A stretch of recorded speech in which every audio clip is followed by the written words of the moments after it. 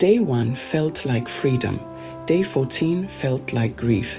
Day 47 was the day I almost called my old boss and asked for my job back. Nobody warned me about day 47.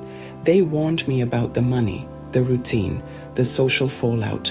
Nobody warned me about the strange grief of a Tuesday at 11 a.m., standing in my kitchen with a coffee gone cold, wondering what I had done. If you're staring at a resignation letter you haven't sent, or if the numbers say yes and your chest still says no, this is for you. For women 45 to 65 leaving a long job, I want to give you words for what comes next. I won't offer easy answers or a plan. I'll tell you what happened to me in the first 90 days, moment by quiet moment. Not reinvention, remembrance, rediscovery. So if you arrive here, you know you're not walking it alone. I left on a Friday in late March, 12th floor, 3 folders, a mug with a chipped rim, 22 years. The 401k looked solid on paper. Peace still felt far away. My daughter drove me home the week I signed the papers. We sat in a silence thick with what we didn't say. I told myself I'd fill the time with hobbies.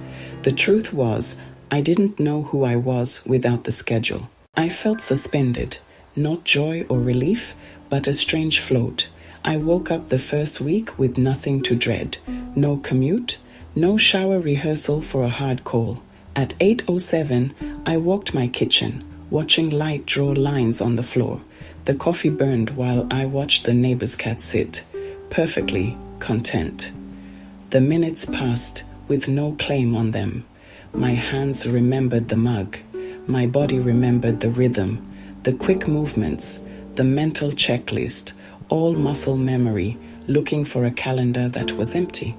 For a moment, the drift felt sweet, like the first warm day after a long winter. Then the edges sharpened into something else. There was nothing to push against, no landmarks. The float gave way to a hole in the center of my day. I walked, touching chairbacks and door frames, proving I still occupied space. Without my role, I felt like a thread pulled loose, unraveling without a sound.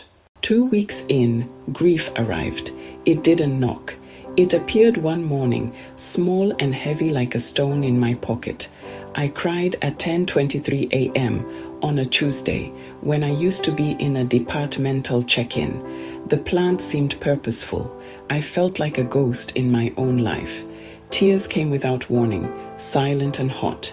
I remembered being told to lead a project, the knot in my stomach that was stressful and validating. I'd believed my value was solving other people's problems. The grief wasn't for salary or routine. It was for the me who was busy, needed, known. I missed being the person with answers, the sought-after opinion. I missed the camaraderie and the silent nod in a crowded elevator. That was the day I stopped pretending. Acknowledging the loss didn't fix it. It made it human. By day 30, time lost its architecture. 3 p.m. told me nothing. The week blurred into one long day. Mondays lost their dread. Fridays their relief. I'd schedule nothing. Then, in a panic, schedule everything. I talked to an old friend for 42 minutes about her garden, a book, the weather. I cleaned a drawer I'd avoided for 5 years. Small chores became markers in my day. Junk mail felt like an event. Dinner, the central question of the afternoon. My phone could tell me the date, not how to fill hours with meaning. I had measured worth by tasks completed. My life's map had routes named meetings, cycles, quarters. Now the map was blank. I'd mistaken the map for the territory and forgotten other ways to move through the world. Losing the schedule meant losing my navigation tool. I was in unfamiliar country. Maybe you have your own version of this. A former colleague met me on day 12. We spoke different languages. She talked deadlines and new hires. I talked about the weather. On day 19, a neighbor's wave carried a question. Why are you home on a Wednesday? By day 34, small tasks found me. The tone shifted. Invitations to do nothing arrived. Errands, a porch. I had forgotten how to just be. My private life felt public, watching, interpreting, judging. I craved anonymity, to move without explaining myself. Part of the work was managing my feelings, and everyone else's too. Loose threads don't tie themselves. One hesitant coffee at a time. That was the day I noticed how public my private life felt. Around day 47, a strong return wave hit. It was a Tuesday. I almost typed an email to my old boss. The urge was physical, a pull in my chest. I heard my old meeting voice, confident, known, comfortable. I could smell carpet cleaner and stale coffee. The fantasy was vivid. A siren song of routine. I did not call. I made tea instead and sat with the feeling. I didn't miss spreadsheets or meetings. I missed certainty, being an expert, knowing the rules. Routine is persuasive, a current that pulls. Swimming against it takes more energy than you think. Then something small changed.